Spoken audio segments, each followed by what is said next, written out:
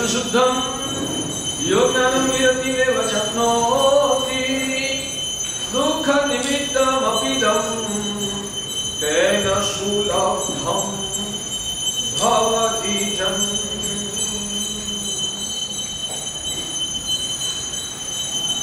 भाग्यशाली हो अनंतकारी परम करुणा सागर तारक देवदेव तीर्थंकर भगवंतों ने जगत के जीव मात्र के कल्याण के लिए धर्म शासन की स्थापना की है।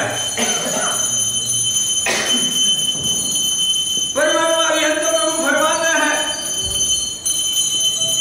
दुखों से भरा हुआ ये मानव जन्म वो भी जो अजन्मा बनने की साधना के लिए उपयुक्त हो जाए तो ये दुखदाई ऐसा भी जन्म कल्याणकारी है, वो प्रशंसा के पात्र है। इसलिए मिला हुआ ये मानव जन्म के अंदर हमें मोक्ष मार्ग की ही साधना करना है। और मोक्ष मार्ग की साधना कैसे होती है और क्यों करना, इस बारे में वो ही उमा स्वाति जी महाराज ने रचा हुआ जो तत्वार्थ सूत्र है उसकी कारिका की दूसरी गाथा में उन्होंने लिखा है जन्मनि कर्म क्लेशैरनुबद्धेस्मिन् तथा प्रयतितव्यं कर्म क्लेशा भावो यथा भवत्येष परमार्थ।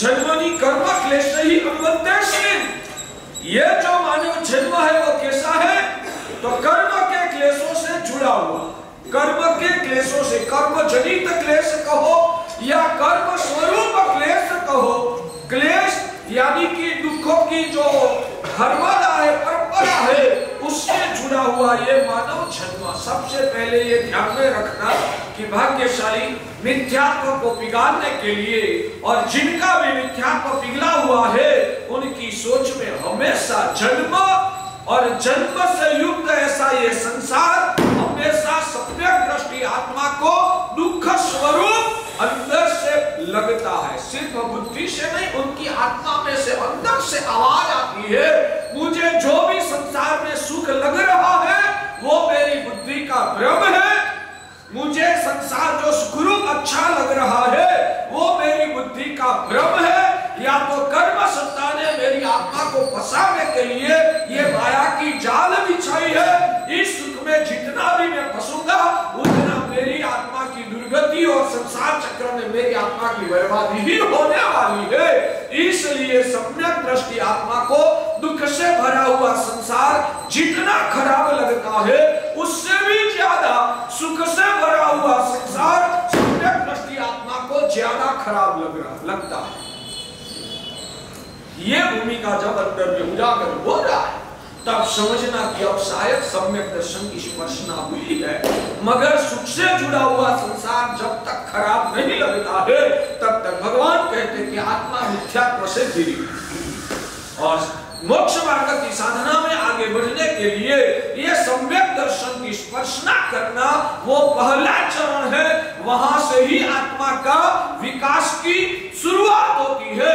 जब तक ये समझदारी में क्लियरिटी नहीं आई है तब तक आप कितना भी धर्म करो, भगवान कहते हैं कि वो धर्म आपकी आत्मा को निर्मल नहीं बना सकता। तो भगवान लगते हैं जन्मनि कर्म क्लेशैरनुबद्धेस्मिन् तथा प्रयतितव्यं, ये मानव जन्म के अंदर हमें किस दिशा में पुरुषार्थ करना है तो भगवान लिखते हैं तथा प्रयतितव्यं, कैसे पुरुषार्थ करना, हमें क्या साधना करना, वो भगवान यहाँ लिखते हैं कर्म क्लेशा भावो यथा भवति, जिस प्रकार का वर्तन करने से हमारी आत्मा में से कर्म का क्लेश पिघलता है, बिखर जाता है, हमारा कर्म कम होता है, उस प्रकार से हमें मनुष्य जन्म को जीना है। क्योंकि सभी कर्मों का क्षय होगा तभी आत्मा का मोक्ष हो सकता है, और मोक्ष होता है तो ही जीव का सभी दुखों से छुटकारा होता है। ये बात आप सब समझते हैं, आप सबने पहली बात नहीं सुनी, मैंने खुद ने इस पाठ पर से शायद बहुत सारी वक्त ये सुनाया है, फिर भी वही बात बार बार क्यों रटता हूँ। भगवान कहते हैं कि ये भाव को अंदर में उतारना है, रग रग में उतारना है। इसलिए एक ही बात का हमें बार बार स्वाध्याय करना। तो वैसी अवस्था पाने के लिए भगवान कहते हैं कि कर्मों को खत्म करने का लक्ष्य, कर्मों को खत्म करने का लक्ष्य किसको पैदा होता है? कर्मों को खत्म करने का लक्ष्य किसको पैदा होता है? मेरा प्रश्न ये है कि इतना प्रवचन सुनने के बाद भी आप लोगों को कर्म को खत्म करने का लक्ष्य अंदर में सुदृढ़ बना हुआ है या नहीं बना? इतने प्रवचन सुनने के बाद भी कर्मों को ही खत्म करने का लक्ष्य अंदर में बना हुआ है या नहीं बना? बना हुआ है या नहीं बना? जैसे करना हो बहुत कम जीवात्माओं को बना है। ज्यादातर जीवों की हालत अभी ऐसी है जैसे हरीश भाई ने शुरू में बताया, सुनने में अच्छा लगता है, ये सब आत्मा की बातें सुनने में अच्छी लगती है। प्रैक्टिकल जीवन में वही लक्ष्य, बस मुझे आप हर पल का उपयोग कर्मों को बिगाड़ने के लिए ही करना है। दुर्लभ मानव जन्म में मैंने जितना साल निकाला शायद उतना साल निकालने का शायद बाकी नहीं है। जितना समय इस भाव में हमने निकाला है उतना समय अब जिंदा रहने का आपका भी बाकी नहीं है, उतना समय मेरा भी अब शायद बाकी नहीं है।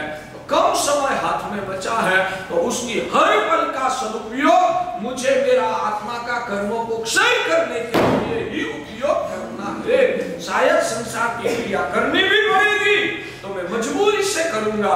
जिम्मेदारी है, परिवार लेके बैठा हुआ और व्यवहार में समाज के साथ जुड़ा हुआ हूँ, इसलिए समाज के प्रति भी कोई जिम्मेदारी निभानी पड़ती है, इसलिए वो निभाता हूँ। मगर वो निभाने के दौरान भी अंदर से आवाज आती है, ये मेरी मजबूरी है कि इसमें जुड़ना पड़ता है, मेरा समय बर्बाद हो रहा है, ये दुर्लभ मानव जन्म कल चला जाएगा तो मेरी आत्मा की साधना अधूरी रह जाएगी, तो जन्मांतर में मेरी आत्मा का क्या होगा। हर पल का उपयोग मुझे मेरे आत्म भाव को महसूस करने में और आत्मा के दोषों को पिघालकर आत्मा की शुद्धि करने के लिए ही ये जन्म की हर पल का मुझे सदुपयोग करना है। मगर क्या करूं, फंसा हुआ हूं, मुझे ये सब करना पड़ता है। प्रभु के पास जाता है तब भी प्रार्थना वही होती है, प्रभु इस सब जंजालों में मेरा ज्यादा समय निकल जाता है, मेरी आत्मा की साधना रह जाती है, करुणा कर प्रभु मुझे इन सभी संसार की जफाओं से छुटकारा दिला। वैसी प्रार्थना परमात्मा के पास सम्यक दृष्टि आत्मा हर रोज करता है और संसार की हर क्रियाओं में उसका अंतर रोता है। जो सम्यक दृष्टि आत्मा होता है उनको संसार की क्रियाएं जब निभानी पड़ती है तो वो संसार की क्रिया करते करते शायद आंखें में से तो आंसू नहीं निकलेगा मगर उसका अंतर हमेशा रोता रहेगा। जिनको ये जफा लग रही है, मैं फंस गया हूं, मेरा अमूल्य समय बर्बाद हो रहा है, वैसा जिसको अंदर में संवेदन होता है ना, भगवान कहते हैं कि उनका ही सम्यक दर्शन टिक सकता है, बाकी सम्यक दर्शन टिकना भी दुष्कर।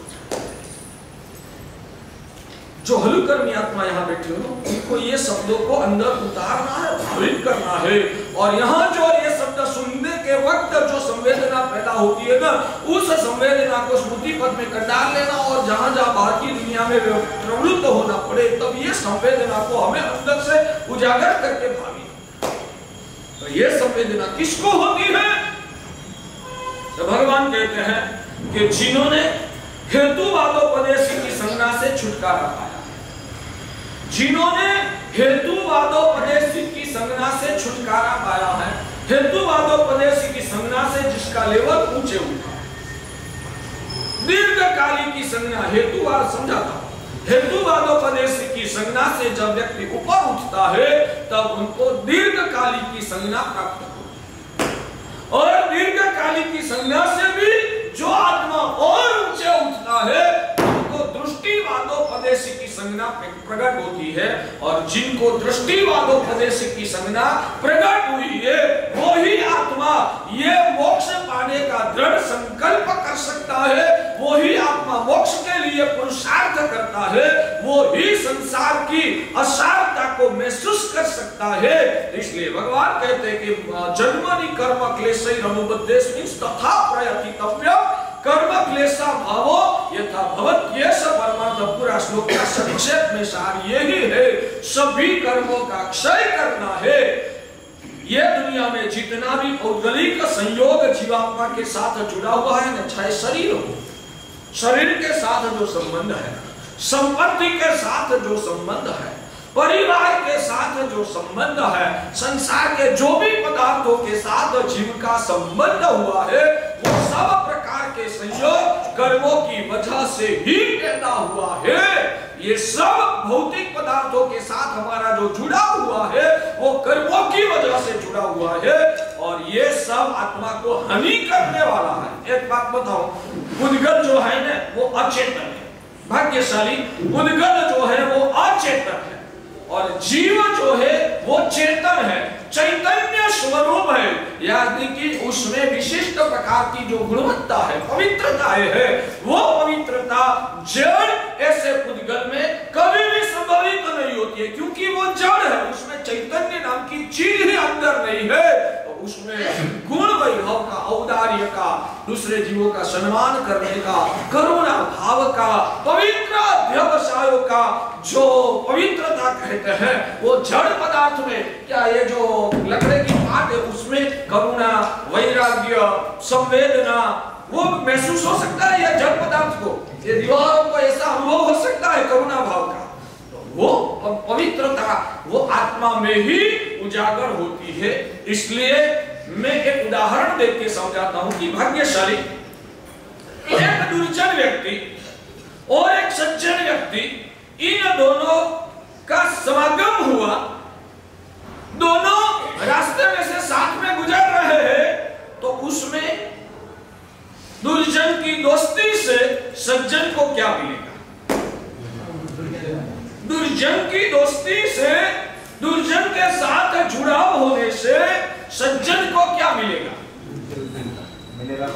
शायद दुर्जन का संग का रंग लग गया तो सज्जन को तो अपना कुछ गंवाना ही है, और कुछ नहीं गंवाएगा ना, तो भी समाज में जब दोनों साथ में रास्ते में चल रहे हैं ना, तो समाज में उनका इज्जत की हानि होगी। ऐसे दुर्जन के साथ दोस्ती रखता है, वो दुर्जन के साथ दोस्ती रखने से सज्जन को हमेशा गंवाना ही होता है। सही बात ना? ठीक जमता है।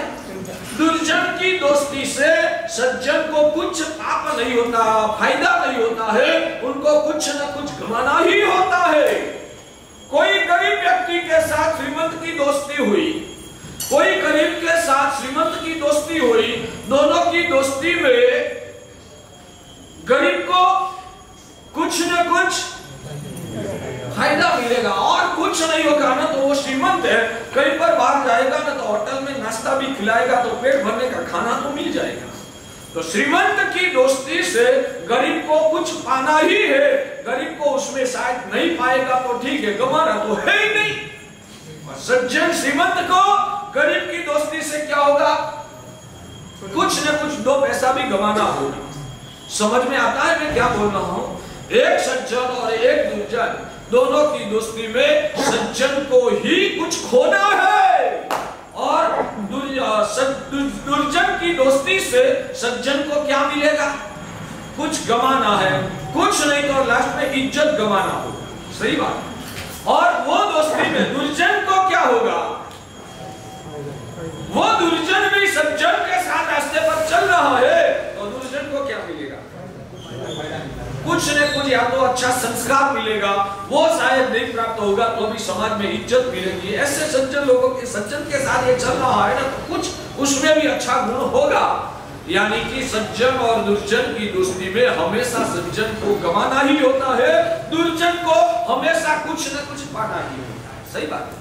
श्रीमंत और गरीब की दोस्ती में गरीब को कुछ खोना नहीं है, शायद कुछ मिलेगा तो उसको पाना है, श्रीमंत को कुछ न कुछ गंवाना हो सकता है।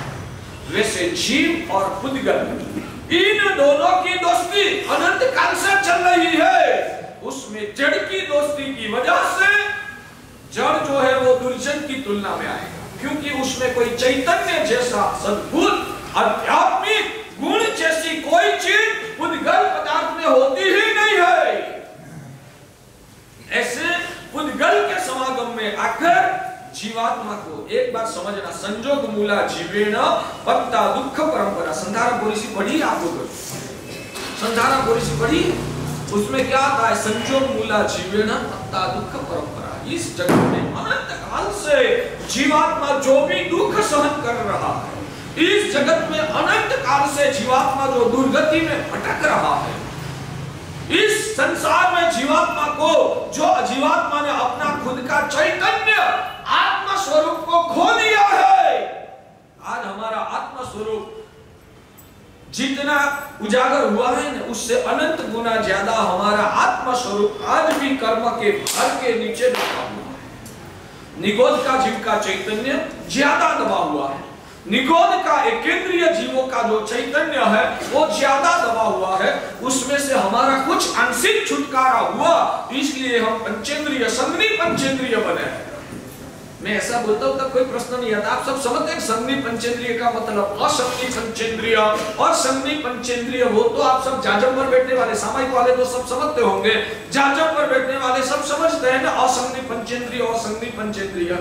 नहीं, संगनी पंचेंद्रिय यानी कि जिनको मन प्राप्त हुआ है, सोचने की बौद्धिक क्षमता जिनको प्राप्त हुई है, वो सब संगनी पंचेंद्रिय कहलाते हैं। जिनको दिमाग, मगज, मन नाम की चीज ही नहीं मिली है, उन सभी को असंगनी कहा जाता है।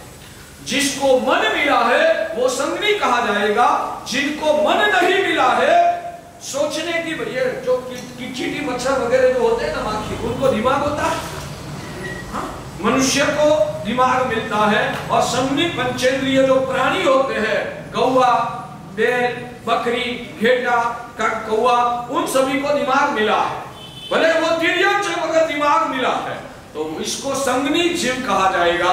जिनको मन मिला ही नहीं है उनको असंगनी कहा जाएगा। एक बात समझना, हमारी आत्मा ने, शास्त्रकार भगवंत लिखते हैं कि अनंत काल तक हमने निगोद में गवाया है, अनंत काल हमने निगोद में बसा किया है। सच में कहूं ना, भगवान का दर्शन करने की ये कला है, ये सब ज्ञान भगवान ने दिया है। मंदिर में जाओ ना, तब ये सब संवेदना होनी चाहिए। निगोद का स्वरूप प्रवचन के माध्यम से, गुरु के मुंह से समझना है, और वो समझने के बाद मेरी आत्मा ने ऐसा अनंत काल निगोद में पसार किया। भगवान कहते हैं कि जब तक, ये दूसरी बात में जाता हूं मगर ये सब विज्ञान थोड़ा थोड़ा तो देना जरूरी है ना आपको। भगवान कहते हैं कि निगोद भी दो प्रकार के, मुझे पता है, हेतुवादोपदेशी की संज्ञा, दीर्घकाली की संज्ञा और दृष्टिवादोपदेशी की संज्ञा का विषय मैंने खोला है।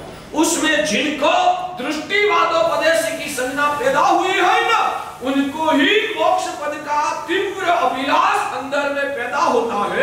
जिनको दृष्टिवादोपदेशी की संज्ञा प्रकट नहीं हुई है, उनको कर्मों को क्षय करके आत्मा की शुद्धि प्रकट करने का अभिलाष पैदा नहीं हुआ। इसलिए दृष्टिवादोपदेशी की संज्ञा क्या है, चीज है, दीर्घकाली की संज्ञा क्या चीज है, और हेतुवादोपदेशी की संज्ञा क्या चीज है, वो मैं धीरे धीरे, पहले शब्दों को घुटो, तब तक आगे पीछे घूमता घूमता वापिस इधर आऊंगा। तो भगवान कहते हैं कि निगोद भी दो प्रकार की है, सूक्ष्म निगोद और बादर निगोद। निगोद में जो ऐसे हमको 5 इंद्रिय मिली है, वो तो आप जानते हैं ना।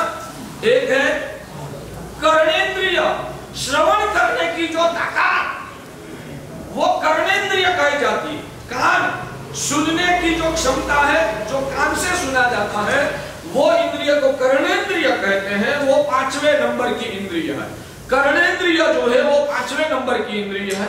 चक्षुर इंद्रिय यानी कि दिखने की ताकत, आंखें जिनको मिली है, वो आंख जो है वो 4थे नंबर की इंद्रिय है। नाक जो है वो 3रे नंबर की इंद्रिय है। उससे व्यक्ति, जीवात्मा सूंघता है, सूंघता ही बोला जाता है, हिंदी में पता नहीं, सूंघना, सूंघने से ये अत्तर की सुगंध है, ये घी की सुगंध है, ये विष्ठा की गंध है, अच्छी गंध है, बुरी गंध है, ये गुलाब की गंध है, ये मोगरे की गंध है। वो सब जो ज्ञान प्राप्त होता है वो घ्राणेंद्रिय से प्राप्त होता है। वो 3रे नंबर की इंद्रिय है। और ये खट्टा है, ये मीठा है, ये कड़वा है, वो जो स्वाद से महसूस होता है ना, वो स्वाद को ग्रहण करने वाली इंद्रिय, इसको रसनेंद्रिय बोलते हैं। वो रसनेंद्रिय वो दूसरे नंबर की इंद्रिय है। और स्पर्शनेंद्रिय जिससे ये लिसा है, या तो ये खरबचड़ा है, गुजराती हिंदी शब्द नहीं आता है तो गुजराती शब्द समझ लेना, लिसा है या खरबचड़ा है, गरम है या ठंडा है। रफ तो इंग्लिश शब्द हो गए।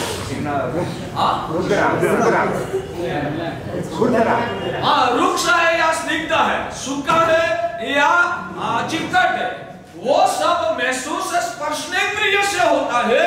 ये स्पर्शनेंद्रिय जो है वो पहले नंबर की इंद्रिय है। बोलो, ये भी सब तत्वज्ञान में आपको धीरे धीरे प्रवेश करने की प्रस्तावना है। स्पर्शनेंद्रिय, रसनेंद्रिय, घ्राणेंद्रिय, चक्षु इंद्रिय और श्रोत्रेंद्रिय, 5 इंद्रियों से जीवात्मा ज्ञान प्राप्त करता है।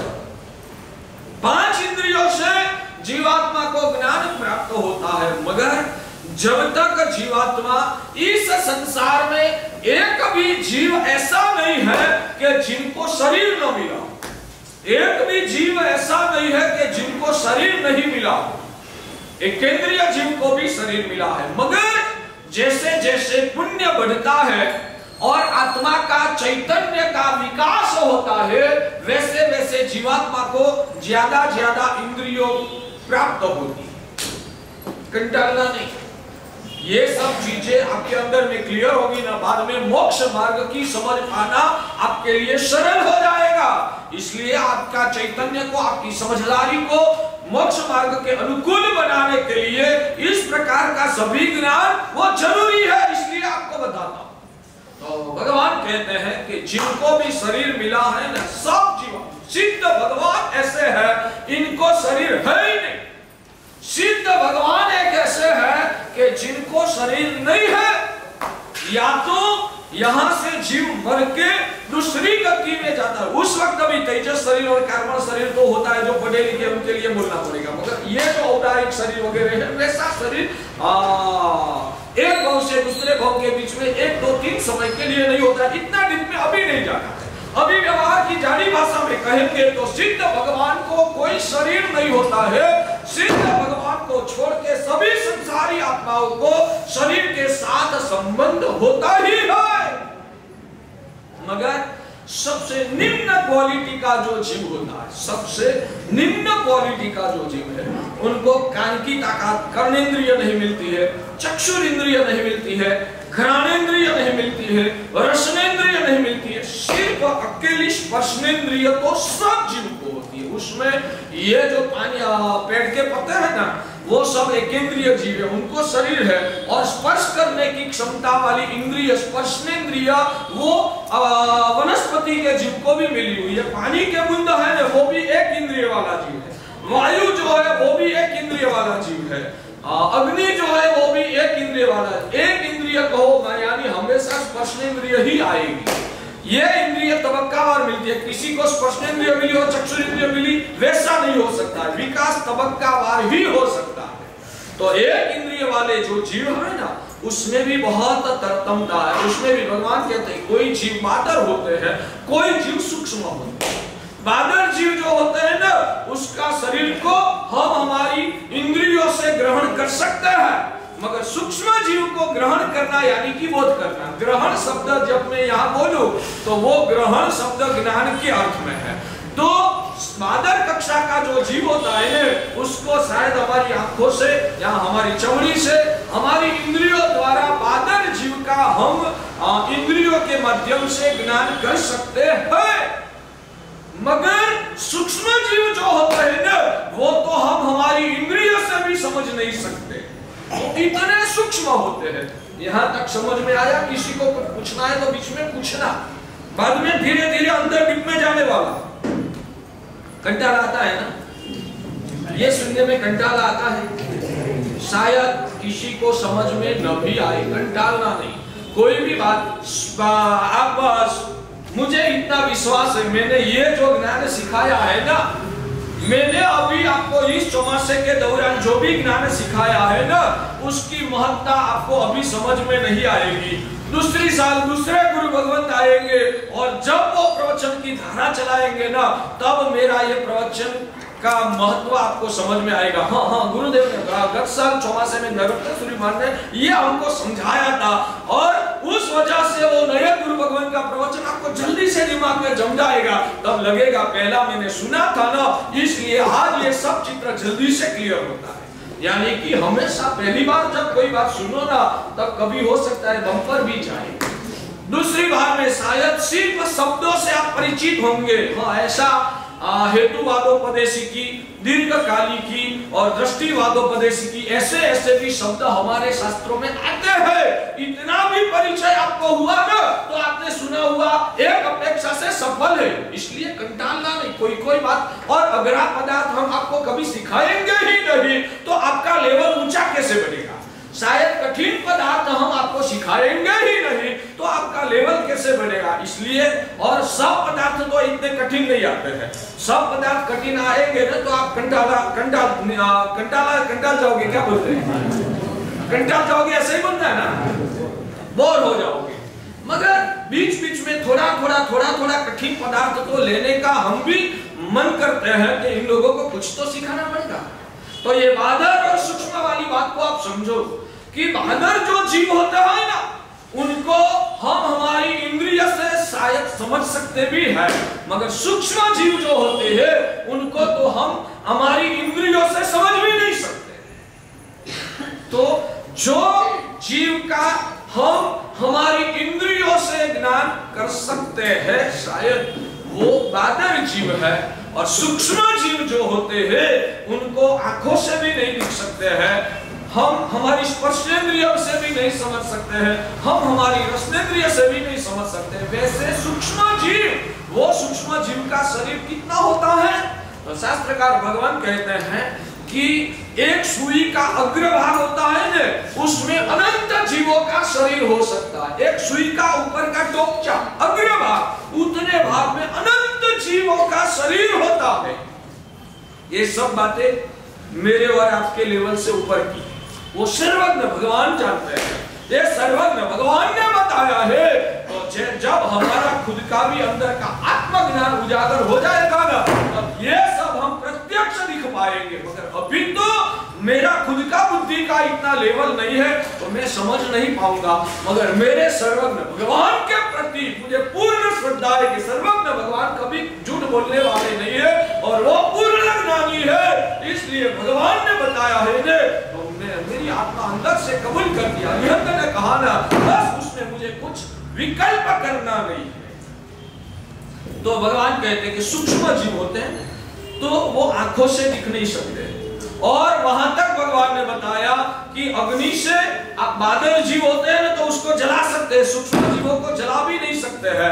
आप आपकी करवट से, तलवार से, चाकू से उस जीवों को काट भी नहीं सकते। वैसे सूक्ष्म निगोद के जीव शास्त्रकार भगवान कहते हैं कि मेरे और आपके बीच में अनंत निगोद के जीव मेरे और आपके बीच में अभी भी यहाँ भरे हुए हैं, जो हम हमारी इंद्रिय से ग्रहण नहीं कर सकते। समझ में आ रहा है?